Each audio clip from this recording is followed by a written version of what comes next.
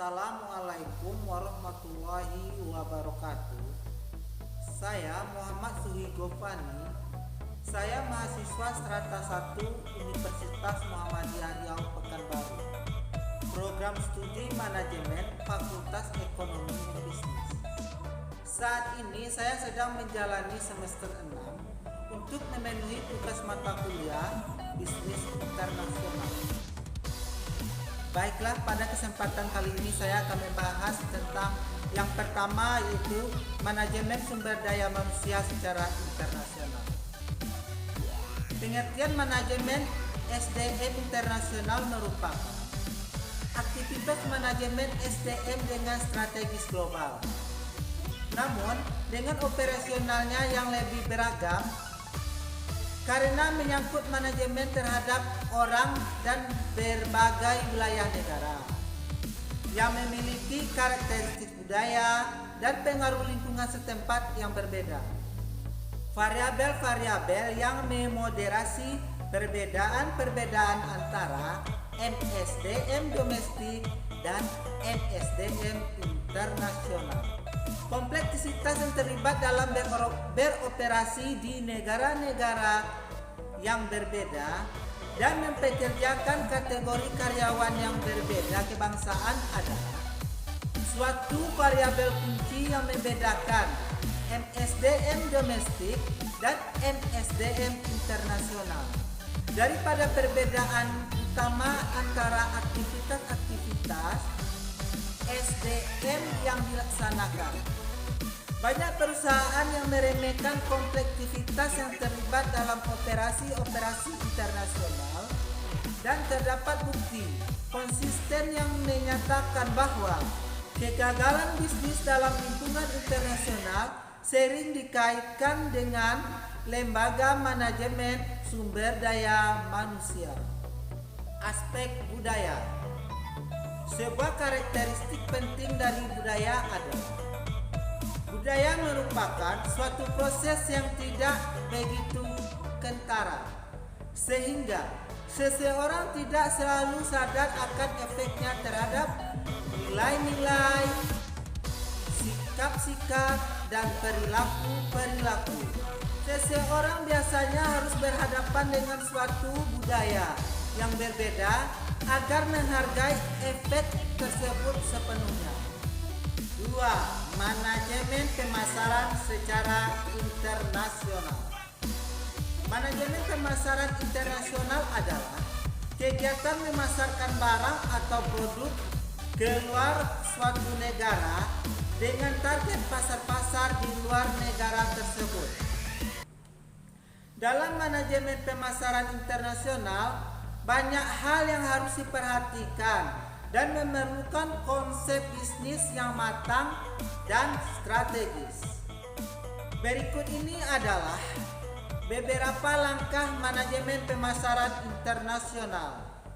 Yang pertama itu mengetahui keadaan lingkungan internasional. Yang kedua itu mempunyai tujuan serta kebijakan yang jelas.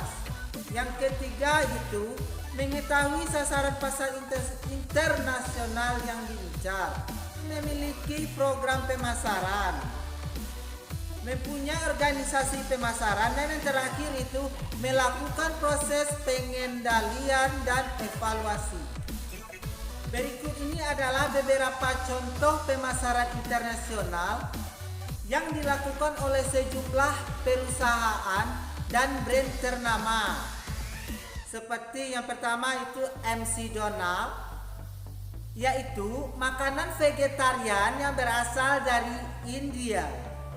Contoh yang kedua itu Coca-Cola. Perusahaan minum Coca-Cola memiliki pendekatan dan strategis pemasaran internasional yang unik dan lebih berfokus pada kontribusi sosial.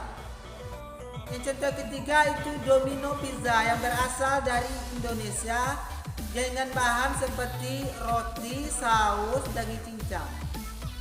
Materi yang ketiga yaitu manajemen keuangan secara internasional. Manajemen keuangan internasional merupakan suatu perancangan, pemorganisasian, dan pengendalian keuangan pada suatu perusahaan multinasional yang sering disebut MNC, merupakan perusahaan yang beroperasi di seluruh dunia. Arus dana internasional. Yang pertama itu overview. Bisnis internasional dipermudah oleh pasar-pasar yang mengalirkan dana dari satu negara ke negara lain. Transaksi-transaksi yang muncul dari bisnis internasional menyebabkan uang mengalir dari satu negara ke negara lain. Berikutnya itu neraca pembayaran. Ukuran dari semua transaksi antara penduduk dalam negeri dengan penduduk luar negeri selama periode waktu tertentu, atau laporan arus pembayaran termasuk dan keluar untuk suatu negara. Neraca berjalan. Neraca berjalan atau current account mengukur aliran dana antara satu negara dengan negara-negara lain karena pembelian barang dan jasa atau pendapatan yang dihasilkan oleh aset. Neraca berjalan mencakup yang pertama itu transaksi barang, ada transaksi jasa, pendapatan primer, dan terakhir itu pendapatan sekunder. 4. Manajemen operasional secara internasional. Pengertian dari manajemen operasi secara internasional menunjukkan pada aktivitas yang berhubungan dengan proses transportasi dalam perusahaan internasional. Manajemen operasi sangat berkaitan dengan kualitas, produktivitas, dan teknologi informasi. Berikut ini merupakan 3 faktor yang membedakan manajemen bahan baku internasional dan domestik, yaitu yang pertama, jarak pengiriman mempengaruhi pertimbangan dalam hal merakit suku cadang dan pengiriman perakitan akhir. Kedua yaitu jumlah alat transportasi yang bisa dipakai.